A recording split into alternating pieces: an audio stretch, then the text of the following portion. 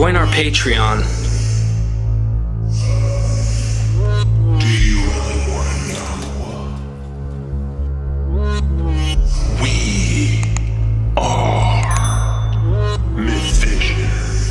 Dr. Price, we have more questions. Kevin Maxwell in the Myth Vision group wants to know, just your opinion here, what is the best book to read about the contemporary Gnosticism around the origin of the New Testament? You mean, the ancient Gnosticism. I guess probably it's still, I believe it's just Gnosis by Kurt Rudolph, who sadly just passed away. It's encyclopedic but very readable, and it talks about how I'm pretty sure he believed in a historical Jesus, but he sees Jesus, John the Baptist, etc., as part of the baptizing gnosis, I think he calls it, of the Jordan Valley. And that because you can't really exclude the Qumran people from that whole thing. I mean, there must have been degrees, and like Eisenman argues, it was sort of like Martin Luther's Schwärmerei, the swarming, buzzing insects of sectarianism, that there are a whole lot of kind of similar related groups, though they didn't all believe exactly the same thing. But with Bultmann called the religion of the Dead Sea Scrolls a kind of Jewish Gnosticism already, and he. For one thing, the Mandeans appear to be part of that.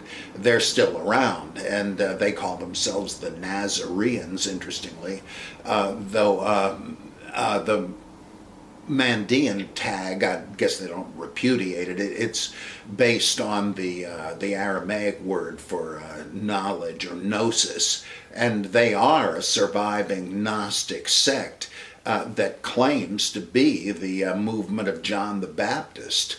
And scholars have generally doubted that, like Edwin Yamauchi, who he's an evangelical apologist, but he's also a great and profound scholar of Mandeanism, one of the authorities. And I've always enjoyed his work. I mean, there are a handful of these apologists that, while I kind of see what they're doing, they really do make a contribution. And he's one of them. I love John Warwick Montgomery, though I disagree with just about everything he says, but he's terrific. And there's some other ones.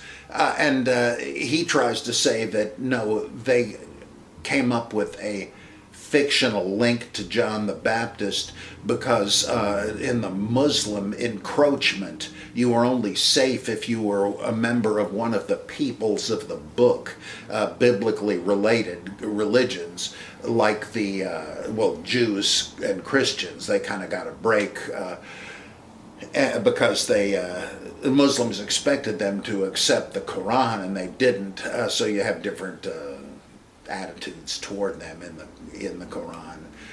But there's also a group called the Sabians, who are mentioned in the Quran, that they considered one of the peoples of the book. We don't really know who they are, but one of the theories is that they were the Mandeans.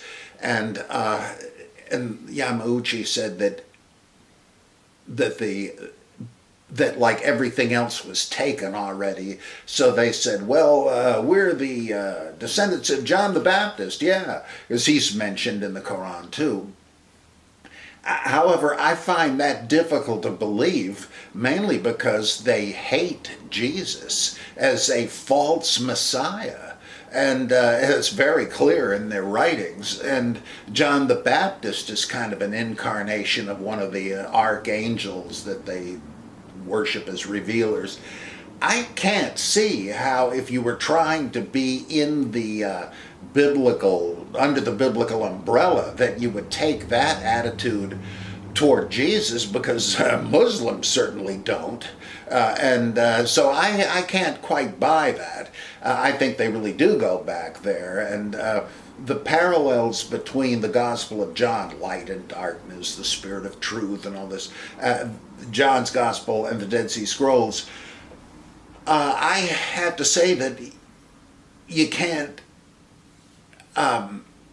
say, well, that's Jewish Essenism, not Gnosticism, so Bultmann can stuff it up as higher critical. But whereas I think Bultmann was right saying that no, these guys were Gnostics. They made you memorize the secret names of the angels. Why would that be? Well, in Gnosticism, you had to know it to escape the vigilance of these angels, who were not good guys. They were like guards on the Berlin Wall trying to keep spirits from ascending back to God. And there are other things that sound kind of Gnostic. But if Kurt Rudolph was right, and the Qumran group is related to the Mandeans, you've definitely got Jewish Gnosticism. I don't know what else you would call the Mandeans, because of Aramaic speakers and all that. So I think that Kurt Rudolph does make that connection, and also explains loads of other stuff about different Gnostic groups. So I would say that would be the one great book on that.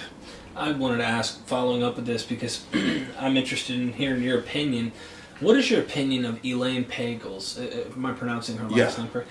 What is your opinion of her works from your perspective?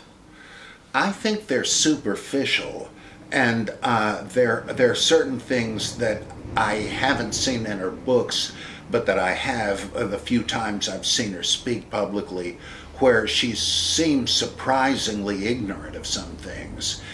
Maybe not real important ones, but pretty surprising.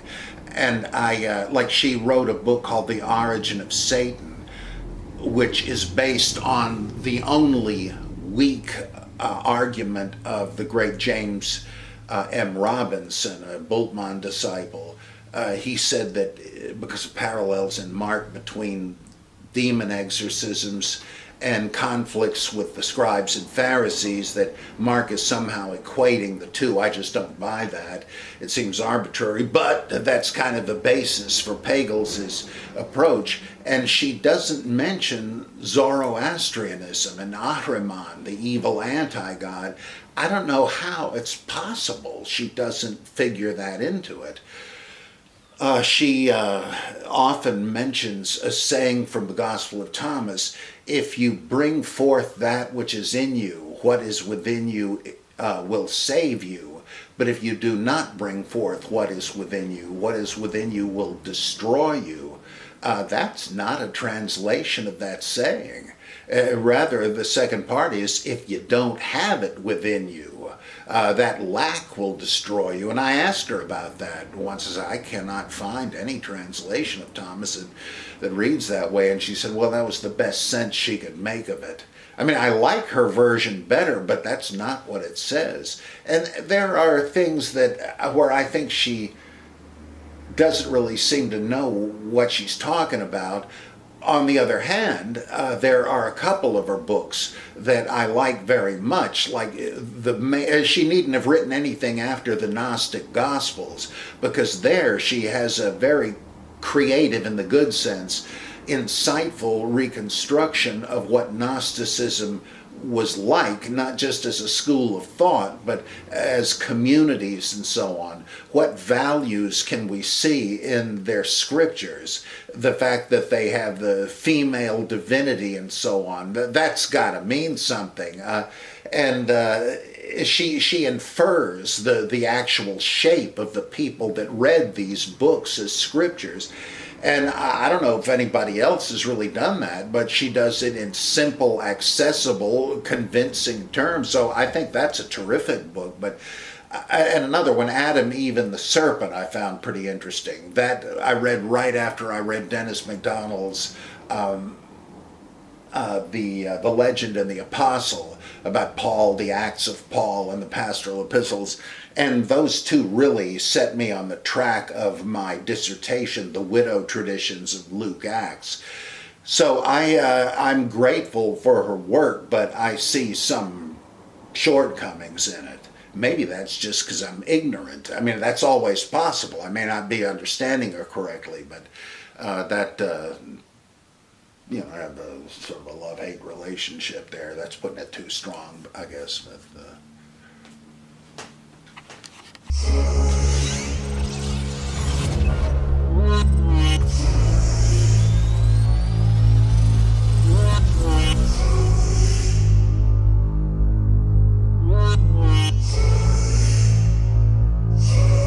Join our Patreon